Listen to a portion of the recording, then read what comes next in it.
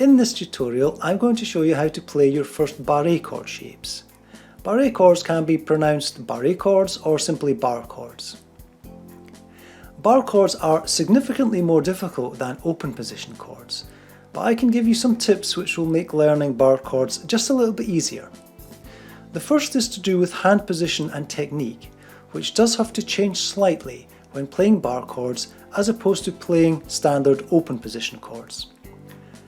I also use straightforward simplification of the bar chord shape, so that instead of playing all 6 strings, we will only play 4 strings. And as soon as we are comfortable with 4 strings, we can move to the more challenging 6-string bar chord versions. It's like using a stepping stone in order to work towards playing the full chord shapes. So it's now time to grab your guitars and let's look at the hand position and technique required to successfully play bar chord shapes.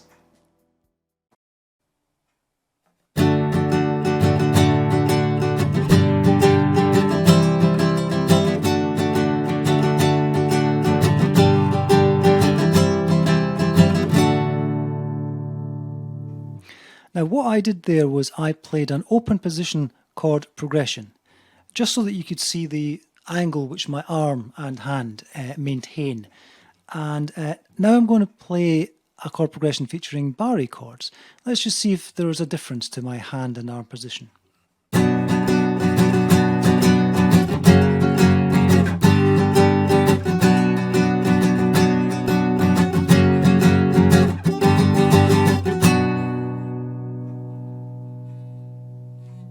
Well, there was a difference, of course. When playing open position chords, we have quite a gap between my elbow and the side of my body. We've got a lot of space in this area. When playing barre chords, we don't have so much space. The elbow tucks far further in, nearer my body.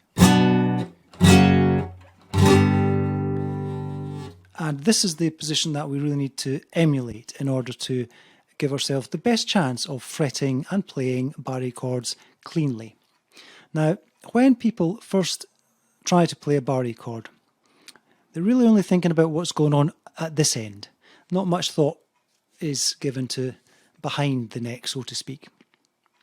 And working from a diagram, a picture of the chord, we'll be trying to put our fingers on,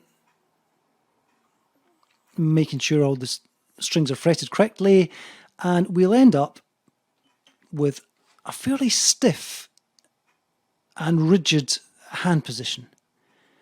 And it's not at all right, and it's going to be difficult to play any series of chords using this rather stiff and rigid hand position. So one of the best ways to encourage your elbow to move towards your body, which we do need to do when we play barre chords, is to not go from the elbow. Don't physically tuck the elbow in like so, because what that does is that leaves quite a kink in your wrist, which you can see when you look at this from above. Now you will need to copy how I have flattened my fingers against the fretboard.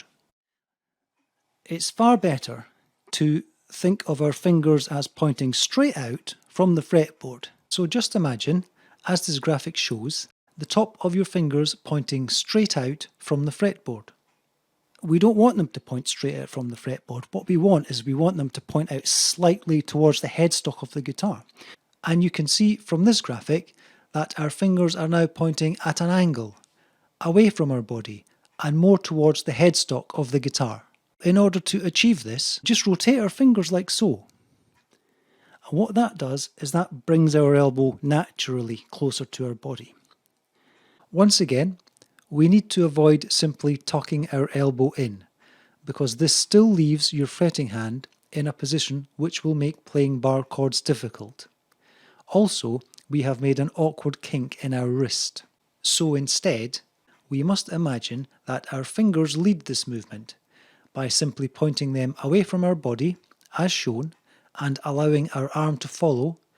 The elbow will naturally tuck in closer to the body, and the fretting hand will be in a position which will make fretting bar chords easier. So lead this movement from your fingers, allow forearm and elbow to follow. This will maintain good alignment in the fretting arm.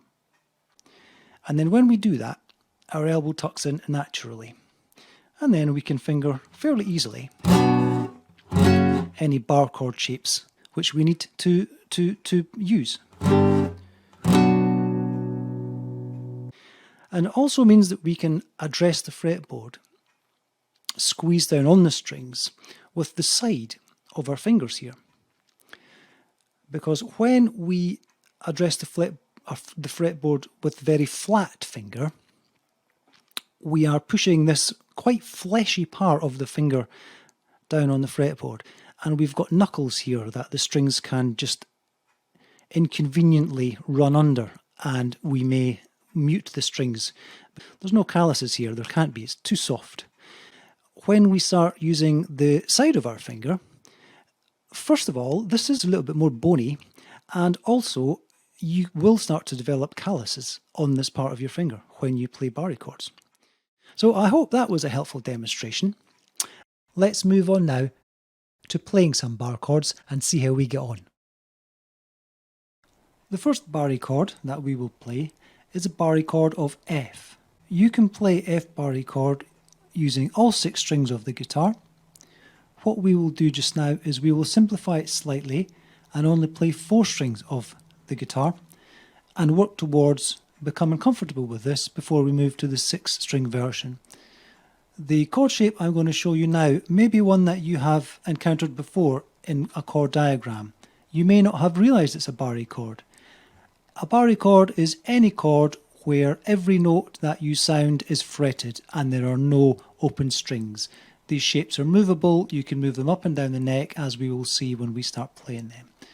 So in order to play the F chord, we need to take finger number 1 and we need to squash down these two strings, the B string and the E string, on the first fret. Now remember, we are really looking to point the front of our fingers away from the guitar. So we squeeze down first fret on the E string and the B string. Second finger, we plonk it right here on the second fret of the G string. Third finger stretches over to the third fret of the D string, just like that. And if I can maybe show you an angle, you can see how my fingers are tending to point away from my body towards the headstock of the guitar. The strings that we can play in this chord are the 4 thinnest strings only, the 4 top strings. Sounds like this.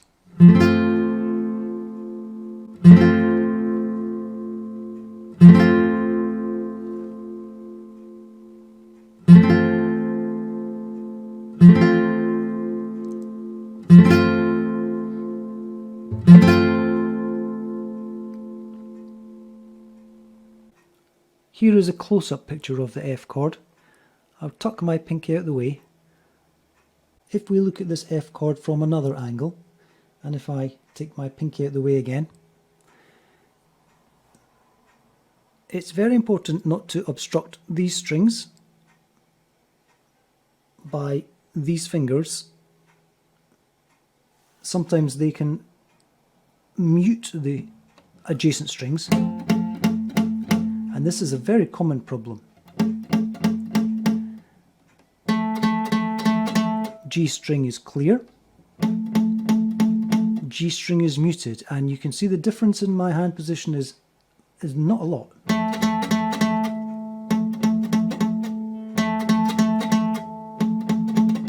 So you can't allow your fingers to be very flat against the fretboard, because you will end up with a chord that sounds muffled and muted. You have to make sure that these fingers reach across, arc across any strings that need to be sounded. And in order to move barre chords around the fretboard, you just simply slide the chord up, fret by fret, wherever you would like to play it. when you slide these chords up and slide them down again, you must be careful that the chord doesn't collapse and you maybe start fretting the wrong frets. The next chord that we will play is B minor barre chord. In B minor, we're going to be playing 5 strings of the guitar. First finger needs to barre all those 5 strings, so it goes from the 2nd fret of the A string and it needs to catch the 2nd fret of the E string. It needs to catch all those strings. It's not pressing down on all those strings because our other fingers are going to do some of the work for it, but the first finger needs to fret this one cleanly and this one cleanly. So let's worry about that in a moment when we have all the other fingers on. So we've got the 2nd fret barred. We need to take our 2nd finger and put it on fret 3. Then we need to take our 3rd finger and reach all the way over here to the D string, fret 4. Pinky, well, it's got a job now, and it normally doesn't like having jobs, the pinky, so you might have to struggle with that. In fact, you might even have to pick it up and physically put it where it needs to go. That's what I tend to advise beginners to do, because the pinky is the last finger to obey the rules. It's the rebel finger. What the pinky does need to do is squeeze into the 4th fret of the G string right there, and this gives you the B minor chord shape. And if we can just look at that from above, so we can see again our fingers are pointing more towards the end of the guitar, away from our body, and this allows us to hold the shape down comfortably. It allows us to fret the strings with more the side of our fingers rather than the fleshy part, which should make it sound more clear. And in the B minor chord we can play the 5 strings from the A string downwards.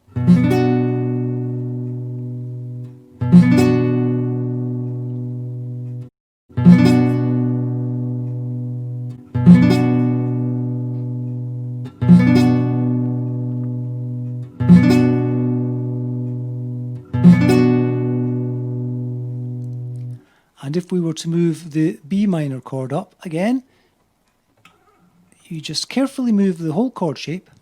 The danger is that some fingers get stuck when you try to move it, and you get this kind of noise. So be aware of that. The entire chord shape must move as one to your new fret position.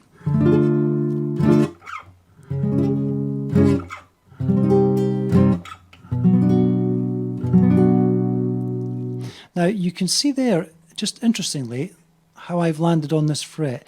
It almost looks as if my first finger is encroaching into the 3rd fret. It should be on the 2nd fret, but I'm not. I've just got it behind that goal post, so to speak, just behind there. So even though it looks like it's dangling over into this territory, it's not. It's staying in its own backyard, so that's fine.